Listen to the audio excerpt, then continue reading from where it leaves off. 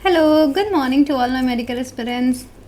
Okay, so we are going to start first MCQ series for which chapter, that is Principle of Inheritance and Variation. Okay, the chapter is going to be Principles of Inheritance and Variation. ऐसे ही actually मैं basically वो देख रही हूँ बेटा जो आपके weightage जिसका सबसे ज़्यादा है, पहले उसके कुछ प्रीवियस ईयर MCQs को हम डिस्कस करते हैं एंड देन आपकी लास्ट के जो 1 वीक बचेंगे ना आपके मई से पहले, तब मैं नीट के 2020 से लेकर के 2025 के पेपर को मैं डिस्कस एक बार कर लूँगी. Okay, so let's start with this. अब देखिए फर्स्ट क्वेश्चन, नीट 2024 में जब री एग्ज़ाम हुई थी, I think due to the heavy rain something happened in 2024, Odisha में एग्ज़ाम री हुई थी और भी मणिपुर में भी शायद हुई थी, तो वहाँ का पेपर है. अब देखिए when many alleles of a single gene, मतलब बहुत सारे एलील मिलकर के क्या करते हैं, एक सिंगल जीन एक कैरेक्टर बताते हैं जिसको हम लोग क्या बोलते हैं, पॉलीजेनिक इनहेरिटेंस. यस, क्या बोलते हैं इसे हम? नहीं, पॉलीजेनिक क्या होता है? पॉली मतलब ढेर सारे, जीन्स अलग अलग, तो ये क्या होंगे? When many alleles of single gene govern a character. नहीं, जस्ट उल्टा हो जाएगा ना कि व्हेन मेनी जीन्स, जब क्या मतलब क्या करते हैं, बहुत सारे जीन्स जो होते हैं आपके एक कैरेक्टर नहीं, मोर देन वन कैरेक्टर, या फिर कह सकते हो आप एक ही जीन जो होती है वो मोर देन वन कैरेक्टर्स को शो करती है. पॉलीजेनिक जो इनहेरिटेंस होती है ये क्या करती है, आपकी इफेक्ट करती है ईच एलील को एक एडिटिव ऑर्डर में. तो हाँ बिल्कुल, जो पॉलीजेनिक इनहेरिटेंस होते हैं ये आपके एडिटिव ऑर्डर में क्या करते हैं, अफेक्ट करते हैं. तो ए तो फॉल्स होगा बेटा, second is true. So let's check, wait. हाँ देखो तो पॉलीजेनिक इनहेरिटेंस का क्या एग्जाम्पल होता है, तो जो भी आपके इनहेरिटेंस होते हैं ट्रेट का वो मोर देन वन जीन से होता है. यहाँ पे सिंगल जीन दिया हुआ, तो देखो पॉली से ही नाम क्लियर है कि वो मोर देन वन ही होगा, एक तो नहीं होने वाला है.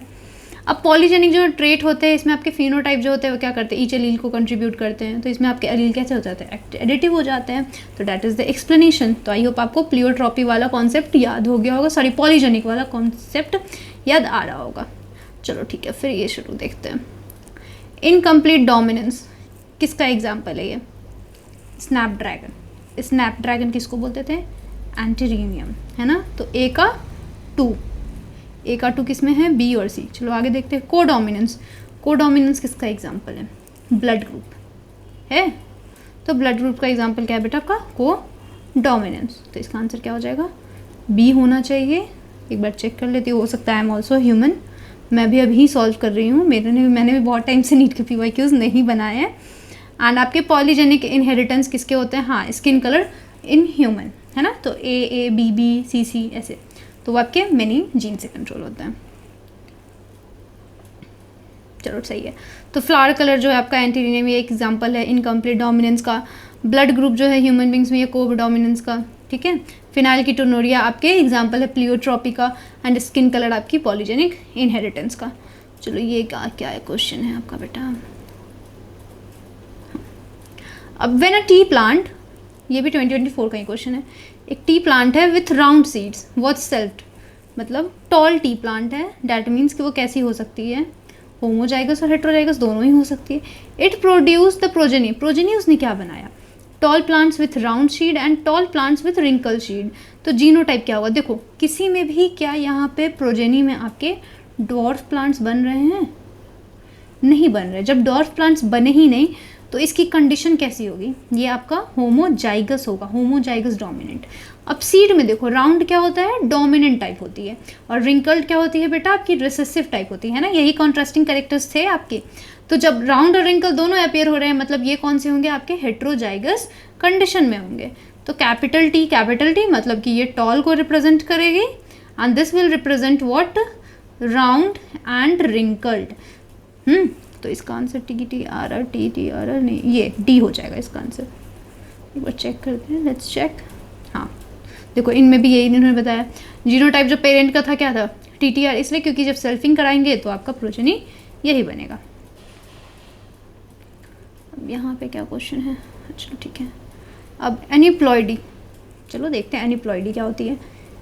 कुछ याद है? एनिप्लॉइडी ये क्रोमोजोमल डिसऑर्डर है जहाँ पे क्रोमोजोम जो नंबर होते हैं वो नॉट एग्जैक्ट कॉपी नहीं होते हैं अपने हेप्लॉइड सेट ऑफ क्रोमोजोम्स का. तो ये ऐसा क्यों होता है, मतलब ये जो कंडीशन है ये डेवलप ही क्यों हो पाती है? तो आपकी जो एनिप्लॉइडी होती है इसमें पूरा ऑप्शंस तो पहले एक बार देखना पड़ेगा.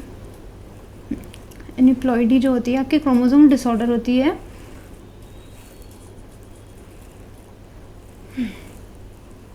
सब्सटीट्यूशन की वजह से नहीं, सब्सटीट्यूशन तो नहीं होता है। हाँ, एनिप्लॉइडी तब आती है जब या तो क्या हो जाता है, किसी क्रोमोसोम का एडिशन हो जाता है या फिर डिलीशन हो जाता है। ट्रांसलोकेशन नहीं होता है, इन्वर्जन नहीं होता है, सब्सटीट्यूशन भी नहीं होता है।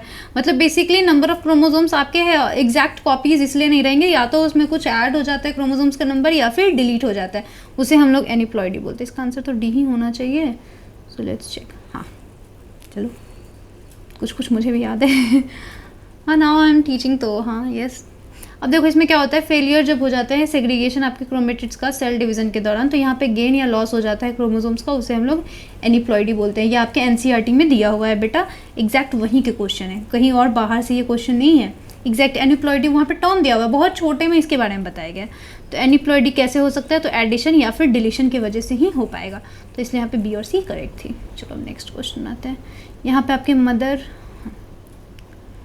इसका ऑप्शन, हाँ इतना तो कम से कम चाहिए ना मुझे फ्रेम। कौन सा क्वेश्चन नंबर, कौन सा है, 5 क्वेश्चन नंबर है, ठीक है इतना ही चाहिए बस हमें।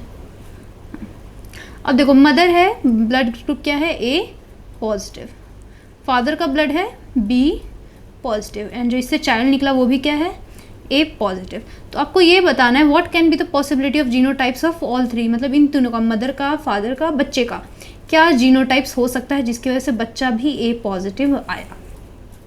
क्या होना चाहिए, फादर अगर बी है और बेबी क्या आ रहा है, ए आ रहा है, डैट मीन्स कि फादर का क्या होगा, आई ए और आई बी, मतलब आई ए और आई बी, एक तो ये हो सकता है।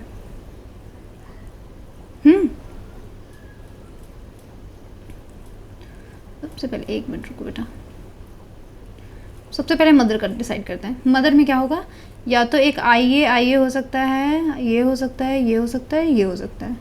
चलो अब फादर पे आते हैं। फादर में क्या हो सकता है, तो एक तो रिसेसिव होना ही चाहिए, है ना, या तो ए बी वाले हो फादर में ए बी कहीं दिया ही नहीं है, डैट मीन्स कि क्या होगा, एक तो आई बी तो होगी ही होगी, और एक स्मॉल आई होगी, डैट मीन्स ये हो सकती है और ये हो सकती है, ये भी होने के चांसेस है। लेकिन बच्चा का तो नहीं मैच कर रहा है, तो ए उसमें से एलिमिनेट हो जाएगा। फिर बच्चे का आई ए है, हाँ तो ये हो सकता है बेटा, ये नहीं होगा, नहीं तो बच्चा का ब्लड ग्रुप ए बी हो जाता है। यहाँ फादर का ही नहीं मैच कर रहा है, तो ये भी ऑप्शन नहीं है, दिस इज़ द ऑप्शन, ये है। तो B and E, C D A, हाँ ये रहा, अरे वेयर इज कौन कहाँ गया, हाँ D and E, sorry B and E, okay. बस सेम वही कॉन्सेप्ट यहाँ भी दिया होगा कि चाइल्ड ग्रुप वही है, बच्चे का क्या है ए प्लस, डैट मीन्स कि उनके पास क्या रिसीव किया, आई एलील, फादर का भी आई बी, इस तरीके से इसको निकाल सकते हैं। चलो क्वेश्चन नंबर 6 को, अच्छा ये फ्रेम हमें चाहिए। आप लोग लास्टली मुझे 10 क्वेश्चन पे बताना कि कितना आपने स्कोर किया, कितना आपके सही गए थे, ठीक है। अब विच of the following can be explained on the basis of Mendel's law of dominance. अब मेंडल्स के लॉ ऑफ डोमिनेंस को याद करो कि लॉ ऑफ डोमिनेंस मेंडल की क्या कहती थी कि, चलो देखो, तो आपके out of one pair of factors one is dominant and the other is recessive. Exactly यही तो इसका क्या था, आपका डेफिनेशन ही कह सकते हो, यही इन्होंने दिया ही था कि आपके में से उसमें क्या होंगे, जो एक पेयर होंगे वो एक डोमिनेंट होंगे और दूसरा वाला क्या होगा, रेसेसिव होगा। Alleles do not show any expression and both the characters appear as such in F2 generation. क्या ऐसा था कुछ, नहीं, ये तो इन्होंने नहीं दिया था। Factors occurs in pair in normal diploid plants, that's also correct. इन्होंने ये भी बताया था कि जो फैक्टर्स मतलब जो आपके जीन्स होते हैं वो कैसे होते हैं, डिप्लॉयड रहेंगे, है ना। जो discrete unit controlling a particular character is called factor.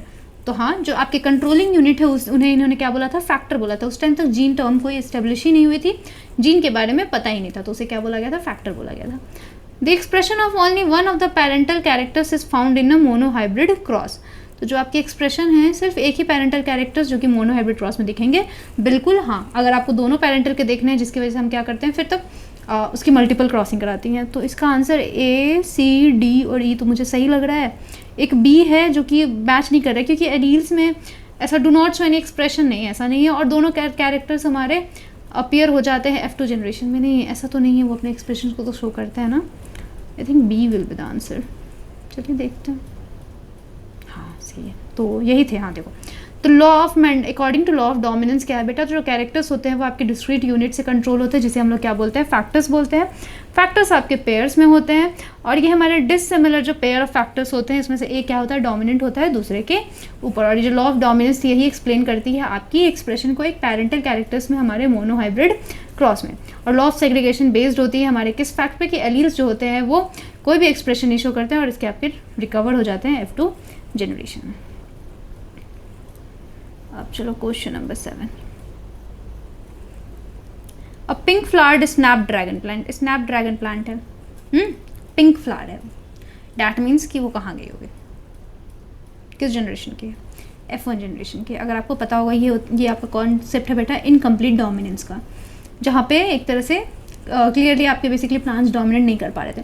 तो यहाँ पे प्लांट को जब pink flowered Snapdragon plant was crossed, मतलब पिंक फ्लावर वाली है, तो डैट मीन्स कह सकते हैं बेटा capital R small r, heterozygous condition में उसको क्रॉस करा दिया गया रेड फ्लावर जो होता है उसमें डोमिनेंट कैरेक्टर होता है, ठीक है, और वाइट जो होती है रिसेसिव होती है। What type of phenotypes are expected in the progeny इसकी कैसी बनेगी, तो देखो red flower, pink flower and then red flower. तो red flower, only red flower plant, क्या सिर्फ रेड बना, नहीं, red flower plant as well as pink flower plant. तो हाँ बिल्कुल आपके रेड, पिंक और ये बने। क्या सिर्फ पिंक फ्लावर्स बने, नहीं, रेड, पिंक और वाइट भी बने, नहीं, वाइट तो नहीं, वाइट का तो आपके क्या होता है स्मॉल r, आपने पढ़ा होगा, इसमें आपके इस तरीके से होते हैं, ठीक है। नेक्स्ट क्वेश्चन पे फर्दर मूव करते हैं। आपके देख लो, ये रहे आपके फिनोटाइप वही रेड, पिंक। अब आते हैं आपके, चलो इसमें क्वेश्चन, एक प्लांट है, इन अ प्लांट, अभी तक देखिए हम 2024 के क्वेश्चंस बना रहे हैं। ब्लैक सीड कलर जो कि कैपिटल B और कैपिटल B स्मॉल b, मतलब ये डोमिनेंट है किसके सीड कलर से, वाइट सीड कलर पे। In order to find out the genotype of the black seed plant with which of the following genotype will you cross it. आपको अगर ये identify करना है कि जो ब्लैक सीड प्लांट है उसका जीनोटाइप क्या है, मतलब या तो ये है या फिर ये है, तो आप किसके साथ इसको क्रॉस कराओगे। तो आपको जब ये पता करना है तो आप किसके साथ क्रॉस कराओगे, जो रिसेसिव होती है उसके साथ। डैट मीन्स कि कितना इजी क्वेश्चन है ये, बताओ, इससे इजी कुछ सवाल हो सकते हैं। अगर ऐसे क्वेश्चन आ जाए तो बनना चाहिए, बिल्कुल बनना चाहिए, बहुत इजी क्वेश्चन है ये तो, है ना। 2024 के पेपर शायद बहुत इजी थे ना उस टाइम, इसलिए लगी रहे। जेनेटिक्स इतना आसान कैसे दे सकता है, मैं तो ये सोच रही हूँ। अब चलिए, अब इसमें बताना है कि क्या किसको बैक क्रॉस बोलते थे, किसको प्लॉइडी बोलते थे, किसको एलील बोलते थे, और टेस्ट क्रॉस। चलो, 2 और more alternative forms of a gene, 2 या 2 से ज़्यादा आपके जो अल्टरनेटिव फॉर्म्स जो जीन होते हैं उसे हम लोग बेटा क्या कहते हैं, एलील कहते हैं। A का 3, I think C he answer होना चाहिए, चलो फिर भी देख लेते हैं। क्रॉस जो होता है F1 प्रोजेनी में होमोजाइगस।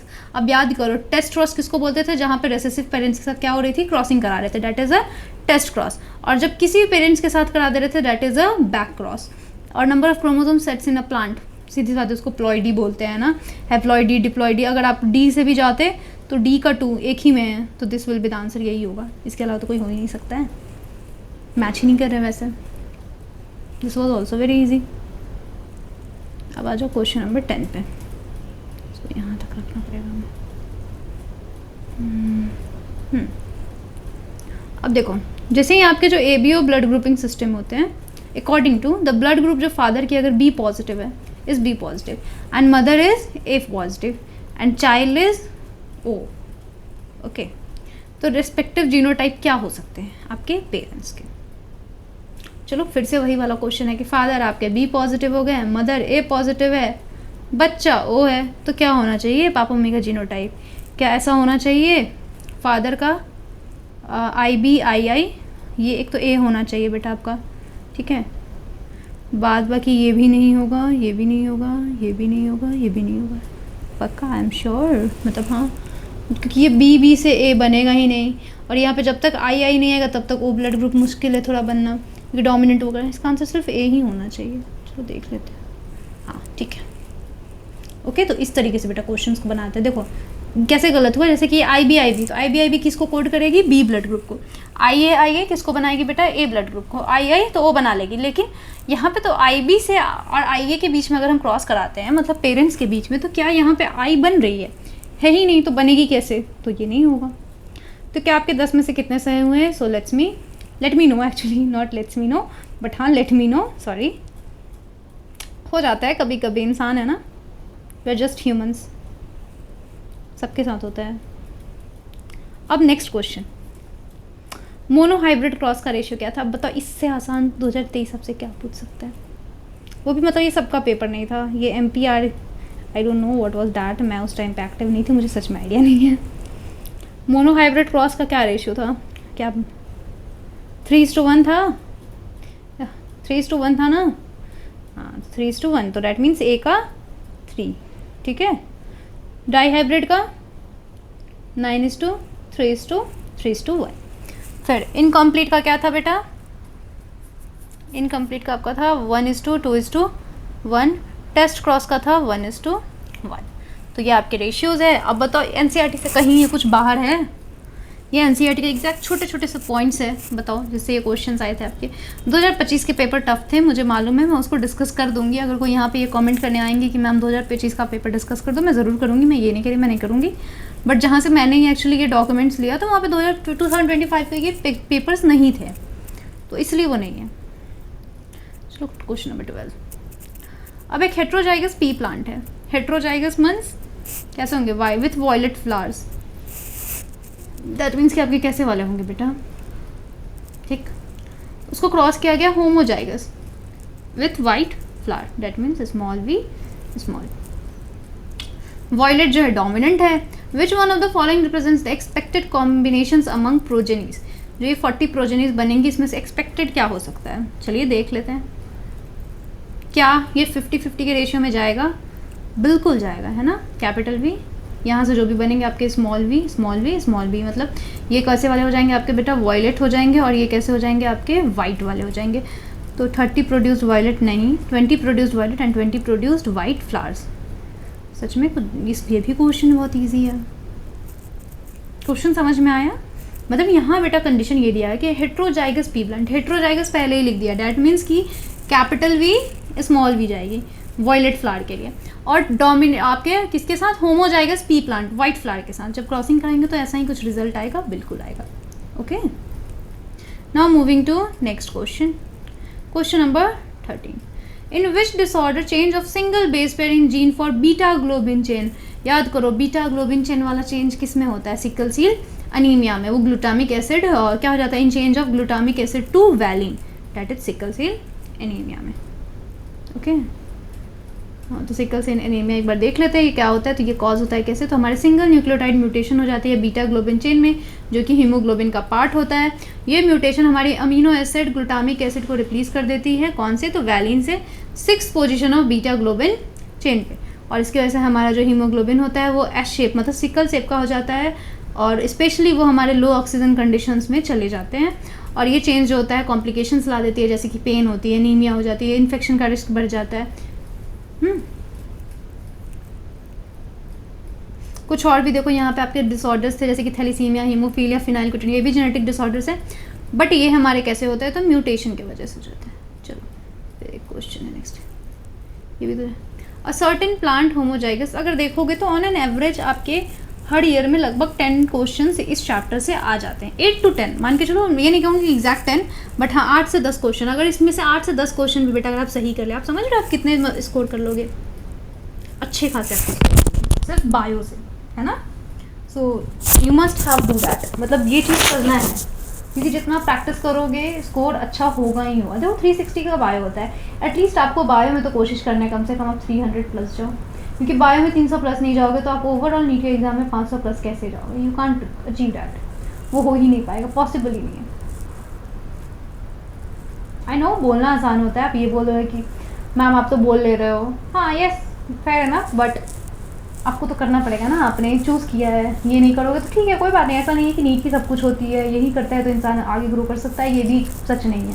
आई कांट से, मैं अभी भी हूँ ना, I was preparing back in 2020, but मैं अभी भी हूँ, I am still here now, I have interest of teaching biology, तो हो जाता है टाइम के साथ। एंड आई वॉन्ट कि जो गलतियाँ शायद मैंने की मैं अपने बच्चों को बता पाऊँगी, वो सारी चीज़ें मत करो।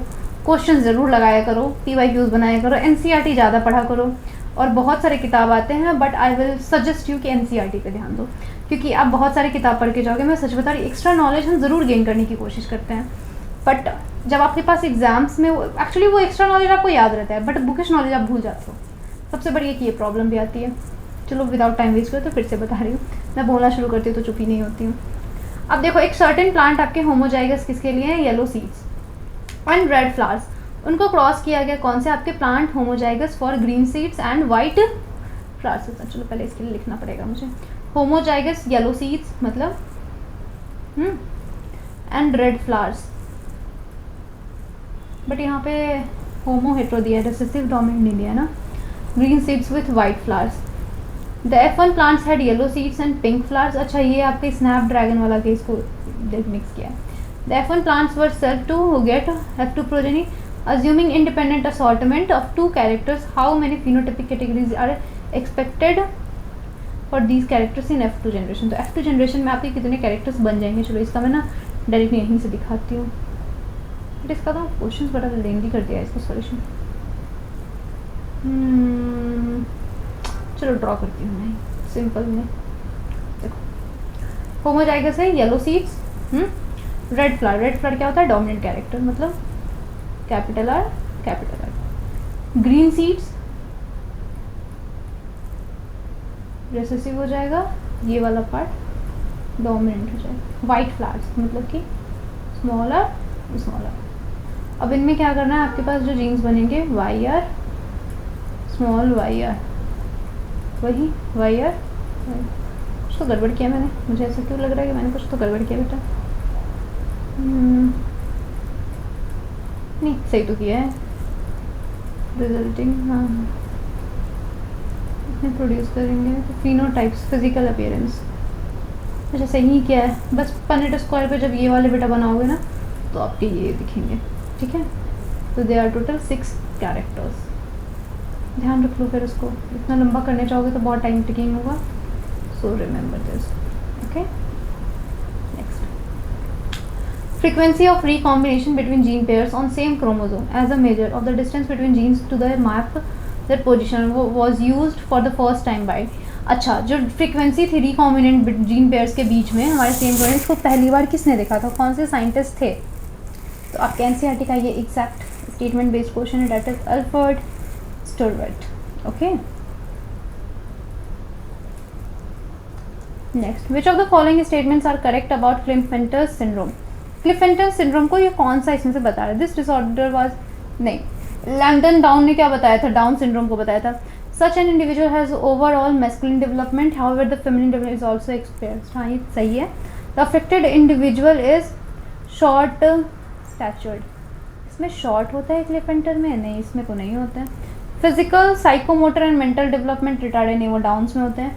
और ये इंडिविजुअल्स स्टेराइल होते हैं। हाँ, ये नॉन रिप्रोडक्टिंग होते हैं, मतलब बेसिकली ये रिप्रोडक्शन नहीं कर सकते। तो आंसर इसका आपका हो जाएगा बेटा बी एंड ई। ये भी सवाल इजी है और ये सारे एनसीईआरटी के लाइनर्स हैं, है ना। एग्जैक्ट वही है और कुछ नहीं है। देखो, क्लिफेंटर कैसे होती है? तो आपके प्रेजेंस हो जाती है एडिशनल कॉपी एक्स क्रोमोसोम हमारे कैरियोटाइप में, जैसे कि ये। जैसे मैस्कुलिन डेवलपमेंट होती है, फेमिनिन डेवलपमेंट भी एक्सपायर होती है, मतलब एक्सप्रेस होती है, लेकिन ये स्टेराइल होते हैं, इसलिए आपका आंसर। अब broad palm, single palm crease में विजिबल होता है in a person suffering from. इसको क्या हुआ होता है? याद करो, वो छोटा सा एक बच्चा बनाया होगा, साइड में एनसीईआरटी की डायग्राम है, that was the down syndrome, है ना। डाउन सिंड्रोम में वैसा बच्चा था। तो डाउन सिंड्रोम में क्या होती है? इसमें भी आपकी एडिशनल कॉपी हो जाती है क्रोमोसोम नंबर 21 की। तो वही ब्रॉड पाम, इसमें आपकी बेटा इसकी होती है ना शॉर्ट स्टैचूर्ड, मतलब इसमें हाइट थोड़ी कम रहती है। आपके हेड जो होते हैं राउंड होते हैं और वो बेसिकली मेंटली रिटार्डेड बच्चे होते हैं। टंग फरोड होता है और पार्शियली माउथ ओपन करता है बच्चा इसमें। हमारा next question, which of the following symbols represent mating between relatives in human pedigree analysis? ठीक है, ह्यूमन, अब याद करो एनसीईआरटी के साइड में एक हमारे डायग्राम्स थे जिसमें क्या बताया जा रहा था कि ह्यूमन रिलेटिव्स में जो शादी होती है, तो सबसे पहले तो ये मेल और फीमेल थे। रिलेटिव्स को, क्लोज रिलेटिव को दिखाने के लिए ऐसे कनेक्शन थे, ये तो क्लोज के लिए। ये वाले क्या है? बच्चा डिजीज़ निकला, मतलब किसमें से कोई करियर था। ये कैसे होते हैं? डिजीज कंडीशन में ही होते हैं। और ये तो सिर्फ क्या है? नॉर्मल कोई अननोन, लाइक 2 पेरेंट्स की शादी होती है, तो ठीक है।